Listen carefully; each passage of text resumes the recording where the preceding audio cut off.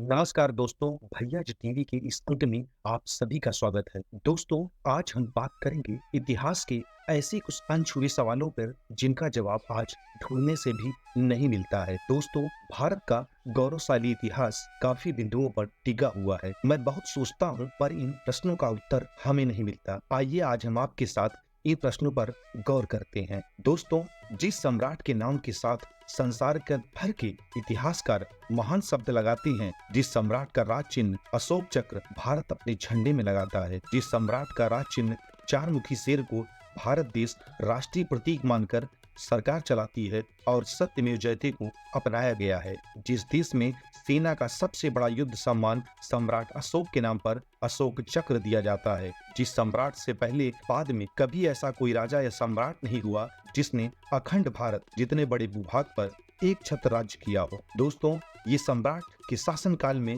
विश्व के बुद्धिजीवी इतिहासकार भारतीय इतिहास का सबसे स्वर्णिम काल मानते हैं। जिस सम्राट के शासनकाल में भारत विश्व गुरु था, सोने की चिड़िया थी, जनता खुशहाल थी और भेदभाव नहीं था। जिस सम्राट के शासनकाल में कई सड़कों और सरायों का निर्माण हुआ और इंसान तो इंसान जानवरों के लिए भी हॉस्पिटल खोले गए और जानवरों को मारना बंद कर दिया गया। ऐसे महान सम्राट अशोक की जयंती आज उनके ही अपने देश में क्यों नहीं मनाई जाती? न कोई छुट्टी घोषित हुई है। अफसोस है, जिन लोगों को ये जयंती मनानी चाहिए वे अपना इतिहास भी नहीं जानते और न मानना ही चाहते हैं। जो जीता वही चंद्रगुप्त न होकर जो जीता सिकंदर कैसे हो गया? जबकि ये बात सभी जानते हैं कि सिकंदर की सेना ने चंद्रगुप्त के प्रभाव को देखते हुए लड़ने से ही मना कर दिया और उसका मनोबल इतना टूट गया कि जिस कारण सिकंदर के ने मित्रता के तौर पर अपनी सेनापति सेल्यूकस की बेटी की शादी चंद्रगुप्त से। महाराणा प्रताप महान न होकर अकबर महान कैसे हो गया?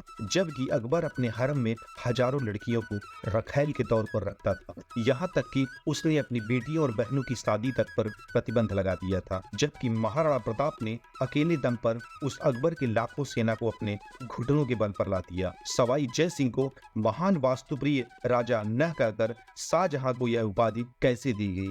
जबकि राजा जय सिंह ने हवा महल से लेकर तेजो महल है, जो कि आज का ताजमहल है, महाराजा जय सिंह ने ही बनवाया था। जो स्थान महान मराठा छत्री वीर शिवाजी को मिलना चाहिए था, वो क्रूर आतंकवादी औरंगजेब को कैसे मिल गया? स्वामी विवेकानंद और आचार्य चाणक्य की इस धरती को विदेशियों को हिंदुस्तान पर क्यों थोप दिया गया? जबकि इनके विचारों में वो शक्ति है कि मनुष्य को उसके जीवन के उच्चतम शिखर पर ले जाएं। तेजो महल, ताजमहल, लालकोट, लाल किला, फतेहपुर सीकरी का देव महल, बुलंद दरवाजा और सो प्रसिद्ध गणतज्ञ वराह मिहिर की मिहिरावली महरौली स्थित वेधशाला, कुतुब मीनार कैसे बन गया? यहाँ तक कि राष्ट्रीय गान भी संस्कृत की वंदे मातरम की जगह गुलामी का प्रतीक जनगण मन अधिनायक कैसे और कब हो गया? और तो और हमारे आराध्य भगवान व कृष्ण तो इतिहास से ही गायब हो गए, पता ही नहीं चला आखिर कब और कैसे। यहाँ तक कि हमारे आराध्य भगवान की जन्मभूमि पावन अयोध्या कब और कैसे विवादित बना दी गई, इन षड्यंत्रकारियों द्वारा किसी को पता ही नहीं चला। दोस्तों, कहने का मतलब ये है